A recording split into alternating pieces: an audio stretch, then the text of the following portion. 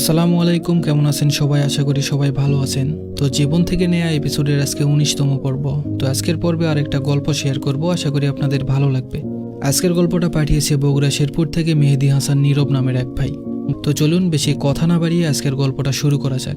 আমি যখন নবম শ্রেণীতে পড়ি, ওই সময় আমি একটা স্যারের কাছে প্রাইভেট পড়তাম। তখন একটা মেয়েকে আমার ভীষণ ভালো লেগে যায়। তার নাম ছিল নাজনীন আক্তার সুমা।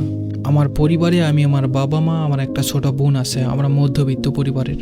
তো কিছুদিন দেখতে দেখতে আমি আমার একটা বন্ধুকে দিয়ে তাকে প্রপোজাল পাঠাই, যার সাথে সুমার ভালো বন্ধুত্ব ছিল। মেয়েটা আমার প্রপোজালটা সাথে সাথেই রিজেক্ট করেছিল। তারপর একদিন দুই দিন করে পুরো এসএসসি লাইফটা পার করলাম। আমাদের স্কুল থেকে বিদায় দিয়ে দিল। তার কিছুদিন পর অচেনা একটা নাম্বার থেকে আমার ফোনে মেসেজ আসলো। আমি চিনতে পারছিলাম না। তখন সে আমায় পরিচয় দেয় যে তার নাম সুমা। তারপর আমরা একটু একটু করে প্রতিদিন কথা বলতাম। ধীরে ধীরে আমাদের কথা বলাটা বেড়েই গেল। রাত 2টা 4টায়, এমনকি কখনো কখনো সকাল হয়ে যেত। আমাদের একদিন দেখা হয়, অনেক কথা হয়, আড্ডা দেওয়া হয়। ধীরে ধীরে ভালো লাগা থেকে ভালোবাসা পরিণত হয়। আমাদের সম্পর্ক ক্রমশই গভীর থেকে গভীরতর হতে থাকলো। আমরা মাঝে মাঝেই দেখা করতাম। সে আমার হাতে হাত রেখে কথা দিয়েছিল আমায় কখনো ছেড়ে যাবে না। তারপর আমাদের কলেজ জীবন শুরু হয়। দুজনের পথ হয়ে গেল আলাদা। সে রংপুর পলিটেকনিকে ভর্তি হলো, আর আমি ভর্তি হলাম জেনারেলে RDA কলেজে। আমি থাকলাম বগুড়াতে, আর সে থাকলো রংপুরে। আমাদের দূরত্বটা বেড়ে গেল, তবে সেই দূরত্বটা ছিল কেবলমাত্র পথের। আমাদের মনের মিল সবসময় ছিল। সে যখন প্রথম রংপুরে যায় তার বড় ভাইয়ের সাথে, আমি তখন তাকে দেখার জন্য বাস স্টপ পর্যন্ত যাই। নিজের প্রিয় মানুষকে নিজের চোখের সামনে যেতে দেখে সেদিন আমি আমার কান্না ধরে রাখতে পারছিলাম না। তারপরেও আমাদের সম্পর্কটা সব ঠিকঠাক ছিল। কিছুদিন যাওয়ার পর সে হঠাৎ করেই বলে ফেললো সে আর এই সম্পর্ক রাখতে চায় না। আমি অনেক বুঝালাম তাকে যে তুমি আমায় কথা দিয়েছিলে যে কখনো ছেড়ে যাবে না, তাহলে আজ কেন এমন করছো? সে আমায় বলল, পারলে আমায় ক্ষমা করে দিও, আমি এই সম্পর্ক রাখতে পারবো না। আমি আমার মাকে দিয়েও কথা বলিয়েছি, তবে তার কথা একটাই ছিল, সে সম্পর্ক রাখবে না। আসলে দূরত্ব বেড়ে গেলে যে ভালোবাসাও কমে যায়, এটা আজ বুঝতে পারলাম। আমি এসব শুনে অনেক কান্না করেছিলাম, ভেঙে পড়েছিলাম। নিজেকে সামলাতে না পেরে সুইসাইড করার চিন্তা করলাম। আমি আর এই পৃথিবীতে থাকতে চাই না, তাই বিষ পান করলাম। আমার শরীরে যখন বিষটা প্রবেশ করলো, আমি 2 মিনিটের মধ্যে শরীরের সমস্ত শক্তি হারিয়ে ফেললাম। বুকের ভিতরটা আগুনের মতো দাউ দাউ করছিল। কষ্টে বুকটা ফেটে যাচ্ছিল, তবুও বারবার করে তার কথা মনে পড়ছিল। তার সাথে কথা বলার অনেক চেষ্টা করছিলাম, কিন্তু ওই সময়টা একটুও কথা বলতে পারছিলাম না। তখন আমার মা আমাকে দেখে ফেলে এবং আমার পাশে আসে।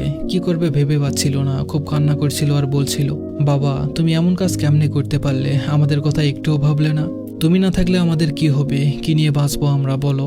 আমি তখন মাকে একটু একটু করে বলতে চাইছিলাম যে মা, আমায় তুমি ক্ষমা করে দিও। আব্বু যখন আমার সুইসাইড করার কথাটা শুনলো, শোনা মাত্রই বলে উঠলো, আমার ছেলের কি হয়েছে? এটা বলে আব্বু অজ্ঞান হয়ে গেল। আমায় হসপিটালে নিয়ে গেল।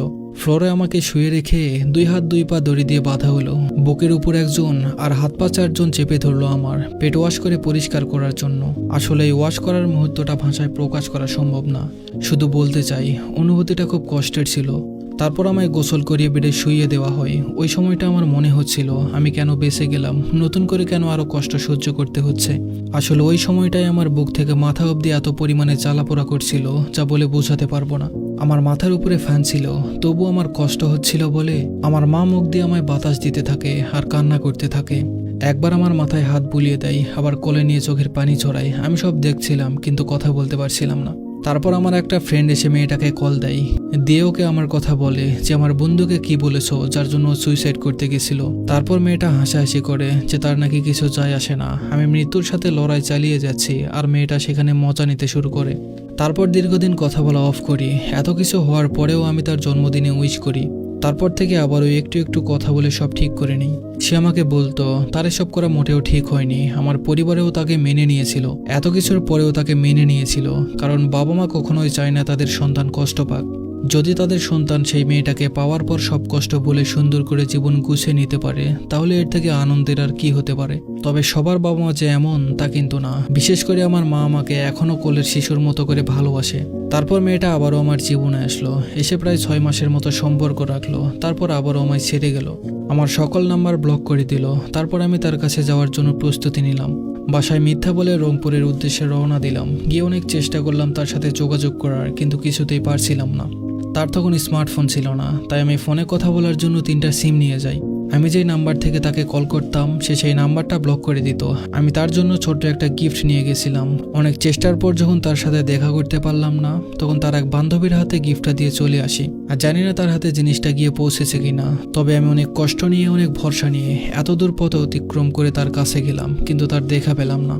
একদিন সে হঠাৎ করে মেসেজ দিয়ে বলে, নীরব তুমি রিল্যাক্স থাকো, ভালো থাকো, নিজেকে স্বাভাবিক রাখো প্লিজ। আমার দিক থেকে আর কোনো রিপ্লাই যায়নি, কারণ আমি তাকে কথা দিয়েছিলাম যে আমি আর তোমাকে কোনোদিন বিরক্ত করব না। বন্ধু বান্ধব, আত্মীয় স্বজন, পরিবারের কেউ কখনো আমায় ভেঙে দিতে পারেনি, কিন্তু একটা মেয়ে আমার জীবনটা নষ্ট করে দেয়। যদি কখনো তাকে সামনে পাই, শুধু একটা কথাই বলতে চাই, আমি তোমাকে সেই প্রথম দিনের মতোই ভালোবাসি। বর্তমান সময়ে সে আর আমার কোনো খোঁজ খবর নেয় না, তাই আমিও তাকে বিরক্ত করি না। সবশেষে একটা কথাই বলতে চাই, সে যার কাছেই থাকুক আর যেভাবেই থাকুক, ভালো থাকুক আমার ভালোবাসার মানুষটা। তো এই ছিল আজকের গল্প। আশা করি গল্পটা আপনাদের ভালো লেগেছে। কি আর বলবো, বলার মতো অনেক কিছুই আছে, তবে বলতে ইচ্ছে করছে না। মানুষ কিভাবে এত জঘন্যভাবে ঠকাতে পারে, তাদের কি একটু মায়া হয় না? যাই হোক, বেশি কিছু না বলি, গল্পটা ভালো লাগলে অবশ্যই কমেন্ট করে জানাবেন। তো দেখা হবে আবার নতুন কোনো ভিডিওতে, নতুন কোনো গল্প নিয়ে। সবাই ভালো থাকবেন, সুস্থ থাকবেন। ধন্যবাদ সবাইকে।